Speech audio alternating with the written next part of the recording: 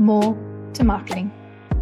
Welcome to More to Marketing, the podcast that explores marketing, product, and everything business. I'm your host today, Susan Walsh, and we're talking about the 4 C's of building an unbeatable brand. Today, my guest is a professional marketer who has helped shape some of the biggest future brands, Emma Schermer Tamir. Emma has helped over 2,000 businesses boost their sales and brands. You heard me right, 2,000. My favorite byline from her website, Marketing by Emma, is turn browsers into buyers. A very powerful message. With a passion for breaking through the noise and clutter, Emma turns drab into money-making madness, especially on Amazon. Hey, Emma, it's great to have you here today. Hello, Susan. That was such a fun bio. I'm excited to be here. Well, tell me a bit about yourself and what you do and your career. Absolutely. I think I sort of took a back door into the marketing and entrepreneurship world. It was not what I imagined for myself, but a series of choices ended up taking me down this journey that I am very happy that I'm on. So when I first started working, every single job that I took, my bosses would eventually learn that I could write. And then they would approach me and say, "Hey, we're looking to start a newsletter, or we really need to get our blog off the ground. Would you like to help?" And so I started to recognize that I might have a knack for this. And then I moved overseas. And when you're living in other countries, especially when you're not a native speaker to that country's language, being an English speaker becomes a very strong asset. And so I ended up getting into the content marketing world while I was living abroad. And that was where I began to really dig in a little deeper to learning all of the things that happen before you ever sit down to write a word or make a decision about the imagery to use. And that's what really gripped me, was learning about human psychology, why we make the choices that we make, either intentionally or subconsciously. And that was once I sunk my teeth into that, I was hooked. So from there, I moved back to the United States, this time with a husband in tow, and he had the idea to start a business, and I thought he was very silly, and I ignored it. And then I went away on a business trip, and when I came home, I learned that leaving him by himself for 5 days, you may just come back to a new business. Oh.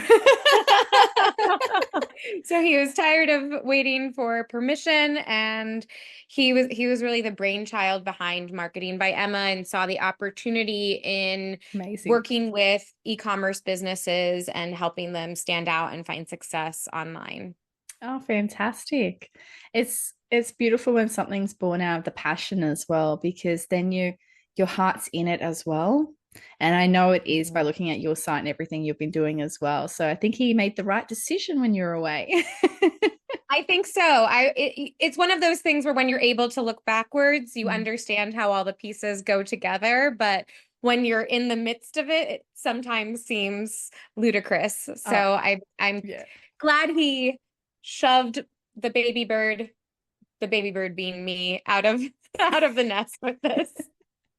Oh, that would have been an interesting conversation when you got home. So, honey, look, I've bought this business name and I've got this website for you, and this is our business plan. Yes. And here are all these people that are expecting you to call them on Monday. And I am not a salesperson. And so in my mind, I'm like, what do you mean call them? What am I supposed to talk with them about? And he is a natural salesperson, so he thought it was the most obvious thing in the world. And I resisted, and then I got on the phone, and then he learned why I said no to that. So as working with your life partner presents a number of different challenges to work through, but we eventually got into our groove, divided and conquered that way, and found a path forward that allowed each of us to be able to really focus on where our skills naturally lie. Perfect. And This is why today's topic is so important, because you've literally done it yourself for your own business about building that brand and how to make it stand out. And I think a lot of people out there don't realize how much goes into, like you said, that pre-thinking, that pre-work before you even put a logo out there. So I think this is probably a great segue to, like, could you please explain what the 4 C's of branding are and why they're critical in those foundation steps of building an unbeatable brand? Absolutely. I feel like your buildup was perfect because you mentioned logo, and I think it's a great place to start to just clarify what branding is, because I think a lot of people, even the majority of people, take a very limited view of branding and assume that it's just those external design decisions like your logo and your colors. However, your brand is so much more than that. It's really how people feel when they interact with your business and what they think about when they think about your business. And so this is happening always, whether you're intentional about it or not. And so my goal in this conversation today is to help you begin to understand how you can be more intentional about these choices, and also realize that a lot of the things that you're doing that you perhaps didn't think were branding are actually contributing to how people perceive your brand in the world. And so the 4 C's are, I massage these terms a little bit to be able to get that nice 4 C's. So I might Yep. call them something else if I wasn't trying to fit them all into a C. Yep. But customer avatar, so if you're not familiar with that term, a customer avatar is a really thorough profile of who your target customer is, so that when somebody reads that profile, they can instantly picture an individual and know what they like, what they dislike, how they speak. And all of those details are very important, because if you don't know who you are trying to communicate with, then you can't do any of these other steps effectively. So even though we're thinking about who we are as a brand, we also have to be very clear about who our end customer is, so that we can make sure that all of the choices that we're making are going to be in service of them. And The if you next don't thing, have those customers, then you've got no business for your brand anyway. exactly, right. It's it's just an idea, and nothing more than that. They absolutely should be the central filter that you run every decision through. And if you're not Exactly. certain if they're going to love it, then you may need to consider if that's really a choice that's in the best interest of your end goal. So the second piece is to do a competitive analysis and to get very clear about the environment that you are selling in. So understanding who you are competing directly and indirectly against, who customers may currently be purchasing from, or who would be considering if they are getting ready to make a purchasing decision, so that you understand what they're doing well, what they're doing poorly, and how you fit into that conversation.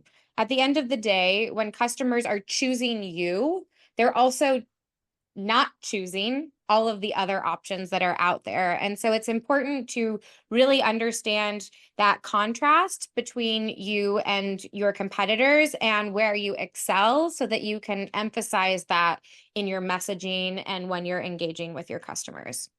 Agree. And I think that the piece that sometimes a lot of businesses forget to do is, most businesses do a 3 to 5 year plan, whether it's on themselves or their product or their service.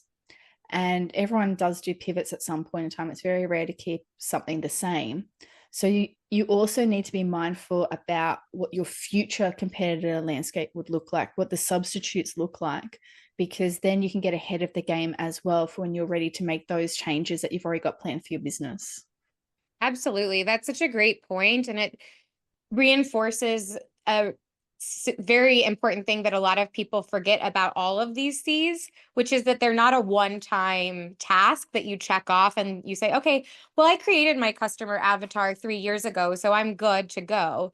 All of these things are going to evolve and change over time, both because the economy is changing, people's concerns and needs are changing, the competitive landscape trends, all of those different elements are influencing each one of these pieces, and they can change quite quickly. And so if you're being complacent, then you're going to potentially have blind spots to very important choices that could really impact your long-term growth and success as a business. Exactly, 100%. So I think we're at the third C now, and that is your company identity. So just like you build out a very thorough profile of who your target customers are, I actually encourage you to personify your business and to build out a company profile to imagine if your business was a person and to fill in all of those gaps. So everything from who would they follow on social media to what kind of sense of humor they have, all of those little elements becomes so useful in being able to understand how to communicate on behalf of the business. And this is not just something for you as the decision maker in the business, but really something that your whole team should have access to, because it will make it so much easier, for example, for your customer service department to understand what kind of tone to take with the customers based on how you want to be presenting yourself as a business. And picturing it as a person gives so much more clarity to that than simply using a few descriptive phrases. So if you say, our company is kind, has a sense of humor, and is a little bit quirky, that could be interpreted in a lot of different ways. Whereas if you say, our company is committed to the well-being of animals, and so we dedicate a percentage of our sales to our local animal shelters. Our favorite TV show is Seinfeld, and we love that dry sense of humor. And I don't even remember what the third descriptor I wrote. But anyway, you get the point how all of these pieces really help anybody understand how to embody what this business should be. Exactly. And it could be even something like the business recognizes, and part of its personality is it clocks off at 5 o'clock and has pizza with its family at night to Exactly. represent that it has the family embodiment behind it too. So Exactly. there's And definitely lots of ways that you can bring that to life and also make the employees feel that too while working there. totally. And I love that example that you provided, because I think it's also something that perhaps sometimes customers might see as a negative. But by actually really building that out and making it a core part of your identity, you can turn it into something that customers might really relate to, respect, and actually be excited about. And I think that's, to me, one of the parts about branding that I really love is that it helps to shift the conversation from something that's very dry and cut and paste to something that's more dynamic, just like we are as humans. And that's actually what leads to the fourth C, which is connection. So how can we use all of the different elements at our disposal, from the kind of vocabulary that we choose to the kinds of people that we feature in our pictures to where we show up online, to really forge connection and conversation with the people that we are trying to connect with. And so that can be your customers, but that might also be other companies that are in your space that could be great collaborators. It could be influencers that you're hoping will get excited about your business and will want to join in helping to promote your products or services. And so that connection piece can look like a lot of different things, but you're really only going to be able to effectively do that last piece if you understand those first three C's that are going to inform how you go about forging that connection. 100%, because again, if you don't understand anything about your target, who you are, in your competitive landscape, you can't talk about it, can you? Right. What do you say? That's not going to Right. work. That's not going to convince anyone to buy you. Yes, it's so true. And what I think what's also sometimes this can all sound very intimidating, especially if you don't have a lot of experience with marketing or you don't see yourself as a creative type. Mhm. But the thing is that we all naturally engage in a lot of these things when we're in person with people. And so some of it is transporting those skills that we're born with and that we hone and develop over time and learning how to tap into those even when we are creating things on a computer. And so that's why every single one of these C's, I'm really encouraging you to think of a person, whether that's real or imagined, behind it, because it will make it easier to be able to hone in on those skills that you have within yourself to be able to create more authentic, more compelling work. Mm. And I think one of the things that some people might be daunted about is about how do you prioritize these four C's and then balance them. There's probably a few pitfalls that you've seen along the way. What advice would you give someone who's just starting out on this journey or needs to revisit and redo their particular four C's?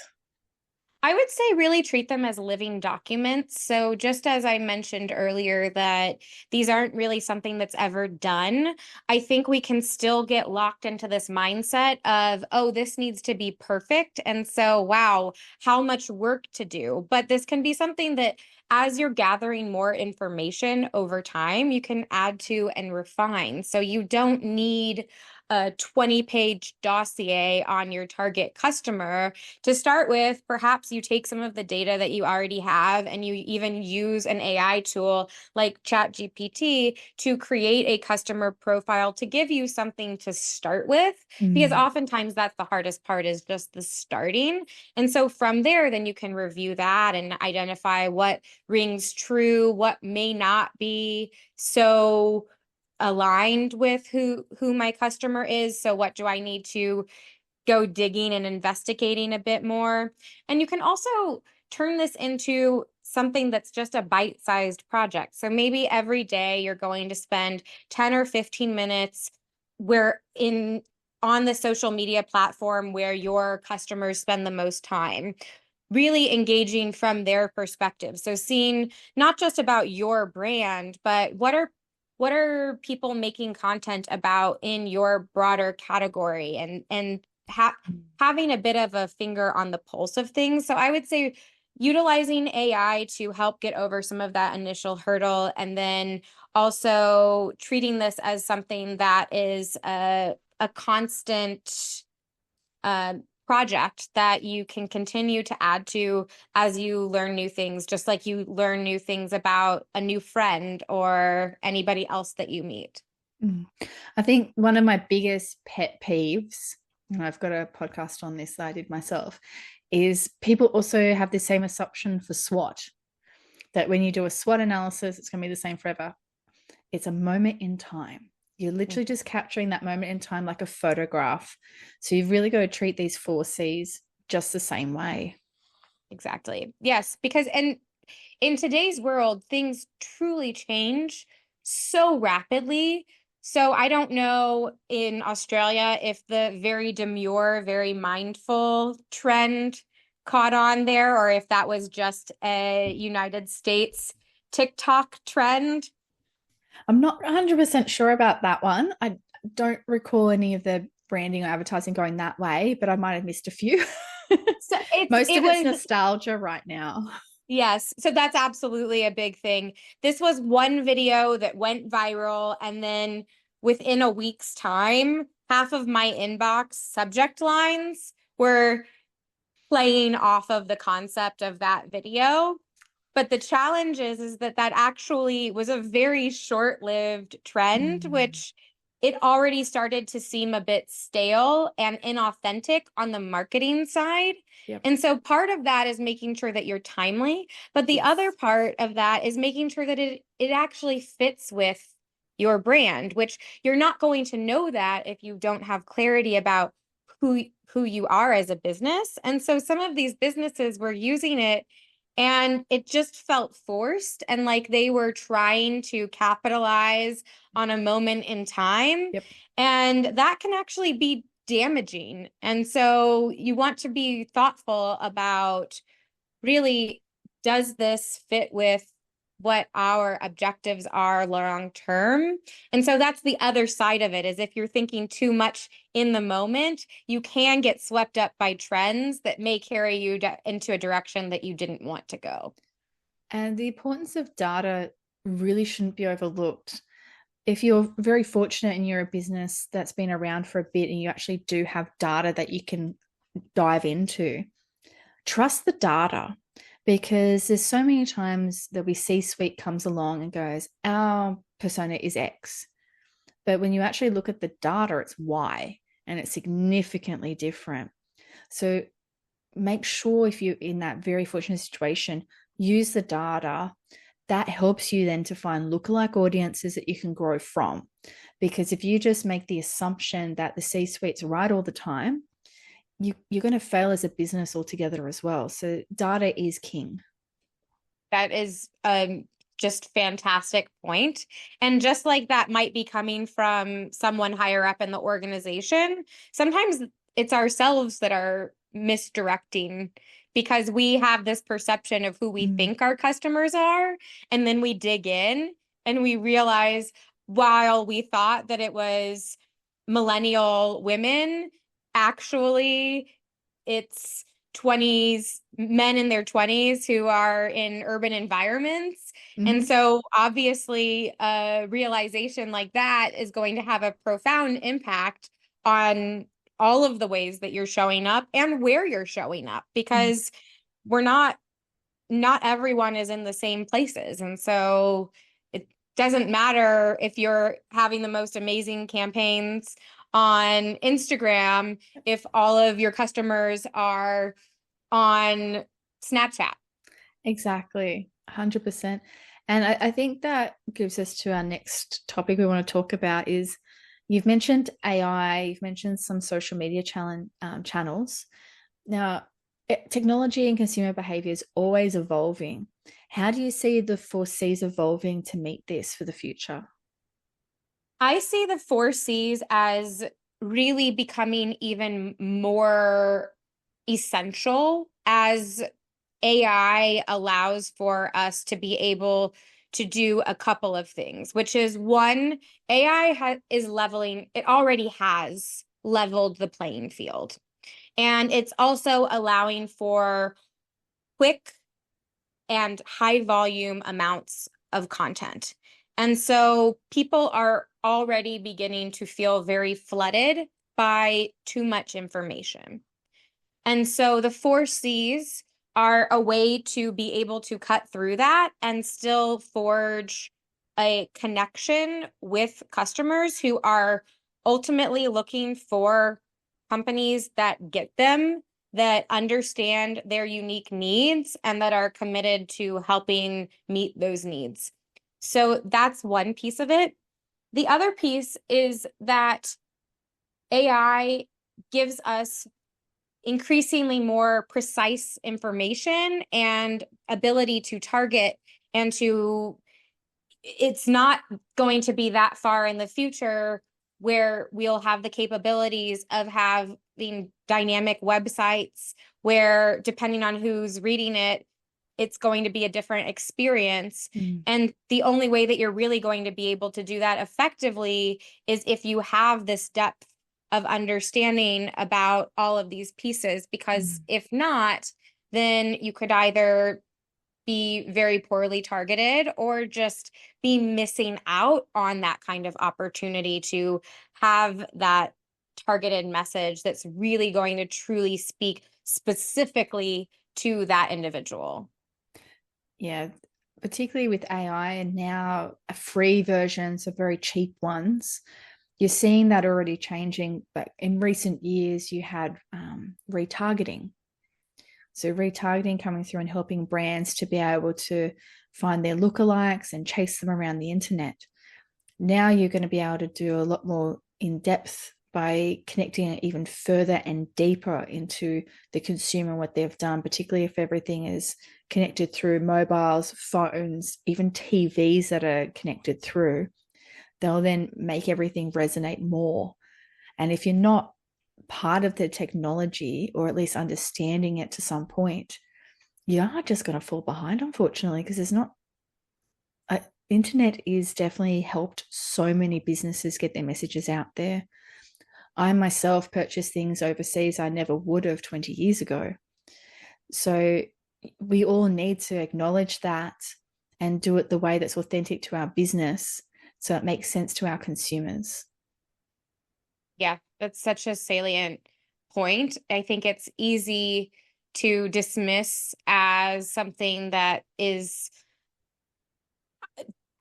just a fad, Mm. or that it has very limited capabilities. I think a lot of people, when they're thinking about AI right now, they just think of it in terms of, oh, well, it can write a blog post for me, or it can help me with my subject lines for my emails. And that's really just not just the surface, but it's also it's not the best use case Mm. of the AI. AI is really fantastic for pattern recognition. It's wonderful for being able to synthesize lots of information. And what excites me about it is that it actually also frees up our abilities Mm. to be able to really focus them on the bigger picture, the deeper strategy, and those unique elements that are going to be the differentiator moving forward as it becomes increasingly more embedded into how we're doing business. I think that the key piece is businesses shouldn't lose the human element of them. It's Yes. a tool like any other tool, just like Excel, Word, whatever your tools are that you use every day. AI and other technologies are just another tool, and then you humanize on top of it for whatever your personas are for your consumers and your business, and it just helps you do it a bit quicker. Absolutely. Mm. Absolutely. Now, there's a lot of things that the poor startups or the smaller brands get fearful of because they may have an idea that they can do something better than some of the big companies. And I feel that there's a lot of smaller businesses or startups out there that probably go, how do I start? How do I compete with those larger brands? So, how can leveraging the four C's help those individuals or small companies that are just getting on board and are really wanting to make this happen? It's absolutely correct that this is where you may have some of your biggest potential in competing against these larger companies that have been around for a while, particularly if you are looking to serve a different group of people that hasn't been specifically served before, or if you're offering it in a different kind of way than what's been offered.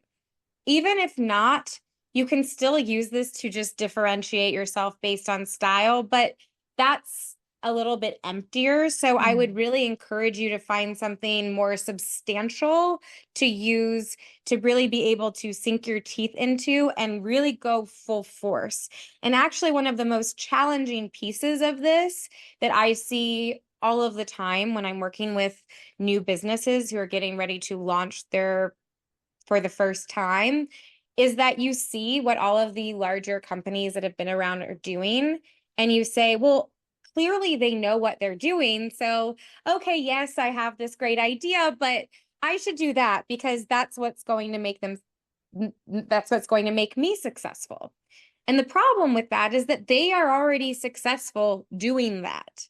And so if you're trying to compete with the same strategy, then you're not really giving people any reason to choose you over those larger companies. So if you're selling a mug and you have a few mugs that have thousands of reviews and you want to position your mug exactly like those, why would somebody buy a mug with 0 reviews and perhaps a higher price over mugs that are cheaper and have many reviews?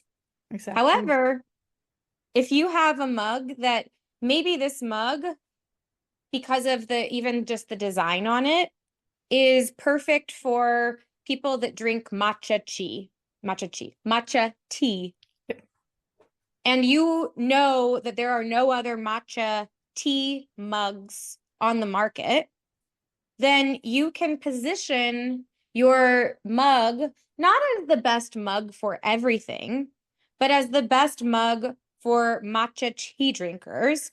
And speaking specifically to perhaps they like the fact that they're not coffee drinkers, and so it's a little bit countercultural in that. Or maybe they really enjoy the ritual of making matcha in the morning. And so it's going to give you different call outs, different benefits, different ways of speaking about your product, also different types of images to create to show off your product, different strategies for advertising your product. And so it's really going to inform the complete strategy. But if you get cold feet and you say, "Oh, yes, but I just want that, I'm going to do that," that's where you make the wrong turn. And so the challenge with the 4 Cs is that you have to be brave enough and bold enough to take all of the information that you've gained and then to really lean into that when you're putting it into action. So you don't just have it sitting there and play it too safe. This is your biggest asset, being able to be unique and different. And the more that you can embrace that, the better opportunity that you're going to have to be able to compete against these larger companies that are already more established. And I think there's also a lot of people that just assume these big businesses are doing it right. So Yes. I'll copy because I assume you're doing well.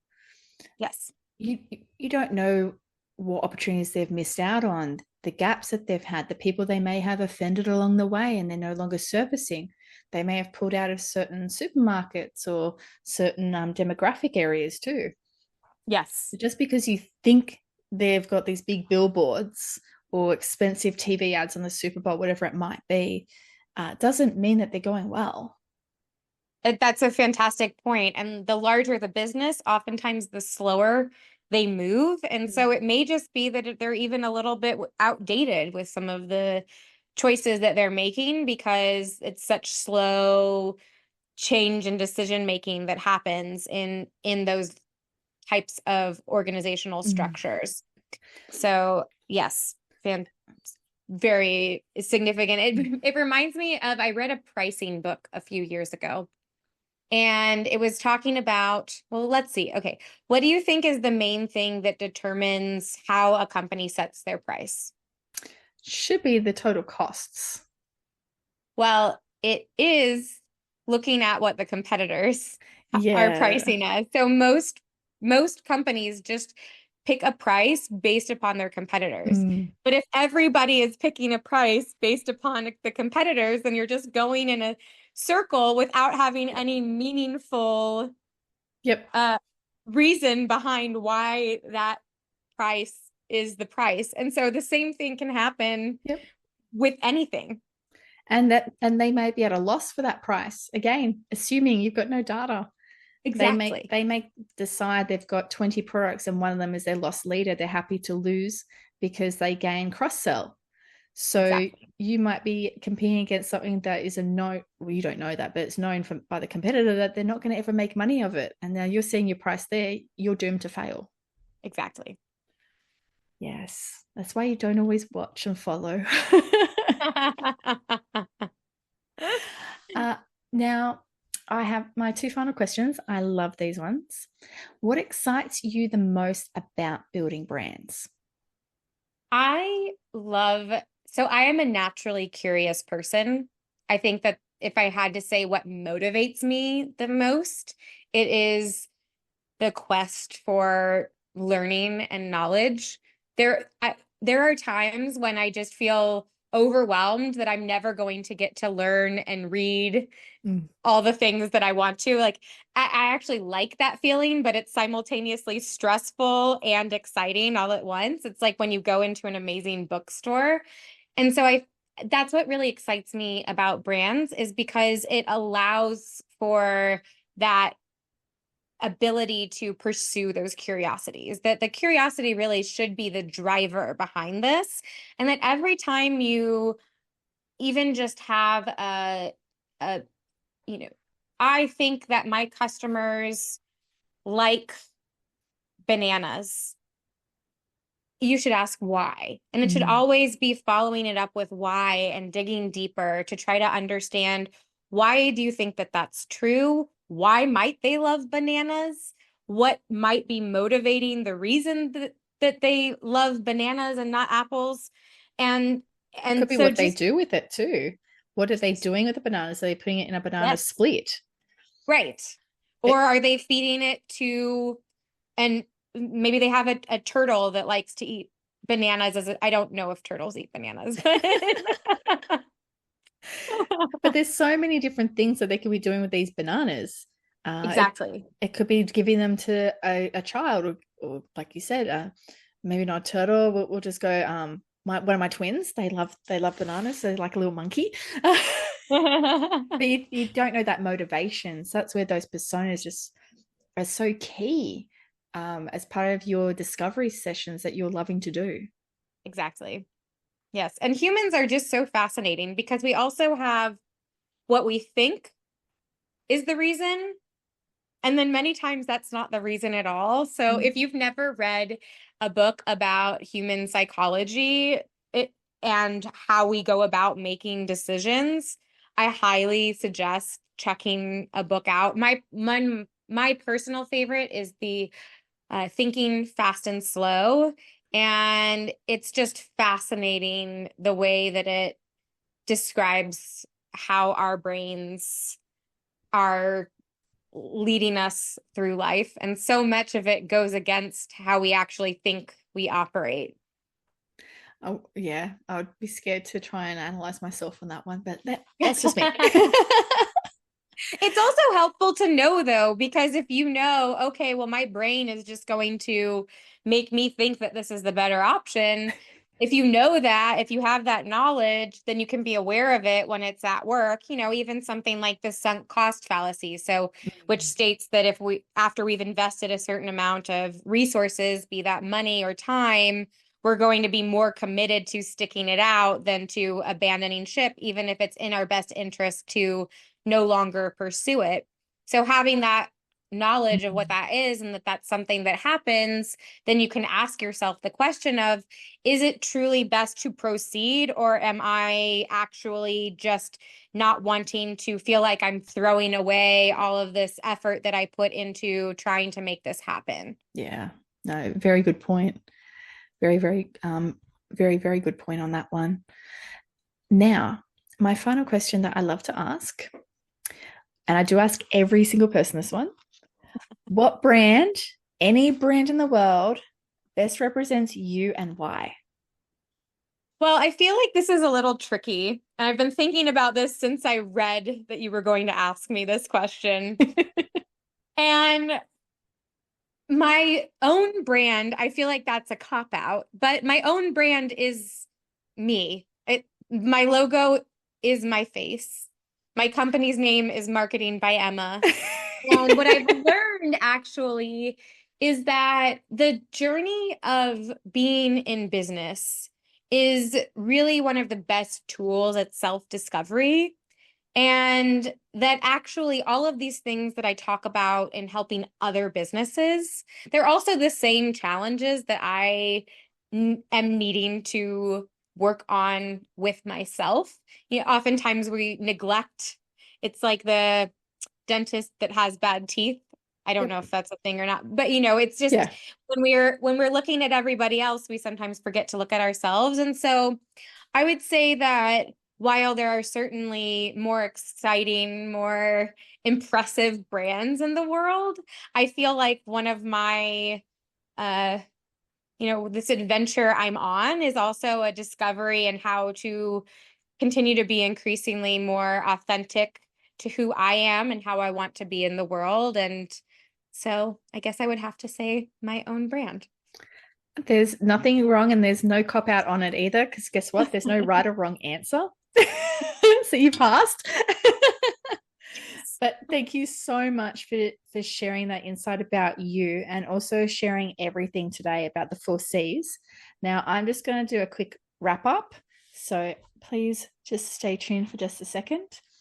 So some of the things we talked about today is branding is more than just a logo or some fonts or colors. It's that depth of how a person feels when they see or interact with your brand, and also what they think about your business. So it really is that emotional connection. That's what the brand is about. So you really have to be very intentional with your choices when creating your brand and also evolving it over time. Now, there are 4 C's that can assist this for you. Now, you've got to remember the 4 C's, they aren't a one-time deal. That you need to go back, review them. That could be depending on how fast your business moves. It could be yearly, it could be monthly, it could be anywhere in between. Only you and your business can decide that, because these 4 C's we're about to go through are dynamic, and they're dynamic based on all the different pieces that evolve around your business, your competitor, and the external forces beyond that. So always make sure to review them. And if you don't have a specific time, put them in your AOP as just part of those discovery sessions, just so you don't forget to, because they are so important. The very first one is about the customer. So a customer avatar. Build your persona and your profile of your target customer and make it so that it's like an instant picture. If you can make it a character or even a cartoon that you're aware of and you guys know what that resonates and feels and is, that helps you to have that central filter about who your customer is. Number 2 is the competitive analysis. So C for competitive. Make sure you have a clear understanding of the environment that you're within. Know what your competitors are doing, whether it's good, bad, ugly, all of it. And that's how you can then pull out little nuggets of how you can do what you do better so that you get more attention. Because remember, we're all about trying to find a differentiator, something unique. And that's part of the gold mine exercise there. 3, company identity. So not just with the customer having an avatar, you want your business to have one too. So what is the profile and persona of the company? This will help you and your team make decisions of clarity about what the tone is. Are we humorous? How are we going to answer people? Who do we actually follow as a business out there on our social channels as a business? And that will help you solidify all the different ways on how you speak to your customers and how you are perceived by customers as well, because you're becoming an authentic character. Number 4, connection, the most important one. Now you need to make sure you get 1, 2, 3 done first. So that's competitor avatar, customer avatar, competitive analysis, and company identity. Then it's connection. So with the connection, all of these elements come together so that you can forge really clear communications and connections.